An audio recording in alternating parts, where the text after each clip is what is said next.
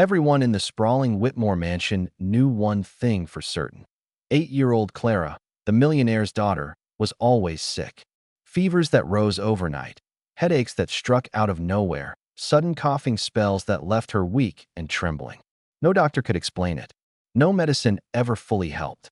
And no one, not even her busy father, dared question it anymore. Until the day the new nanny arrived. Amelia Hart wasn't hired for her resume. She was hired because Clara liked her smile. It was warm, steady, and the kind of smile a child instantly trusted. On her first night, Amelia tucked Clara into her princess-embroidered blanket and noticed something. Clara's hands were cold, but they weren't the hands of a sick child. They were the hands of someone scared. "Are you afraid of the dark?" Amelia whispered. Clara shook her head quickly. Too quickly. And then came the sound.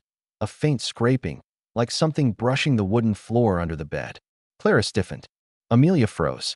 The scraping stopped as suddenly as it started. Clara swallowed hard. "Please, don't look. Daddy tells me it's nothing." But Amelia had seen enough children hide their fears behind rehearsed lines.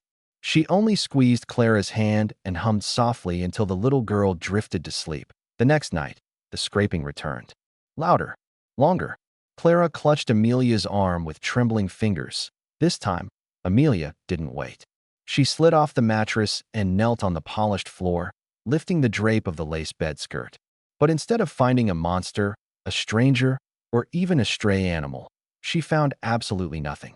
Just empty floorboards and the soft hum of the heating system. Still, Clara's symptoms worsened. Fevers, nightmares, sleeplessness, and always, that fear in her eyes.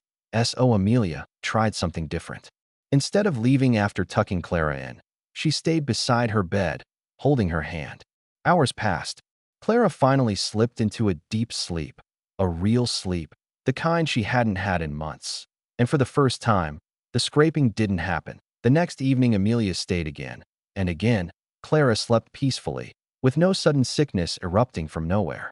The third night, Amelia gently asked, "Clara, what do you think is under your bed?" Clara hesitated, her lower lip trembling. "Not something," she whispered. "Someone." Amelia's breath caught. "Who?" "My mom," Clara said softly. "She used to sit there, under my bed, playing hide-and-seek when Daddy was working late. I could hear her laugh, the way she tapped the floor with her nails, so I try to find her. But after she died, I still hear the tapping. And Daddy says it's just my imagination. But it feels real." Amelia felt something inside her shift, something deep, human, and aching. Clara wasn't sick. She was grieving in the only way a child could, through fear she didn't understand, memories she couldn't handle, and loneliness wrapped in silence. That night, Amelia didn't sit on the edge of the bed. She lay beside Clara, holding her tightly. "You're not alone," she whispered. "And nothing under this bed can hurt you ever again." Clara cried for the first time in months. Not from fear, but release. Her small body shook as she let go of the memories she had been trying to make sense of in the dark. Amelia stayed with her until the tears stopped, and until the scraping finally faded for good. Days passed. Clara's fevers vanished. The headache stopped. Her laughter returned, light and bright, echoing through the mansion halls. Even her father paused during his endless business calls just to stare at her with grateful disbelief. She was healing, not from medicine, but from being seen, heard, and held with genuine kindness.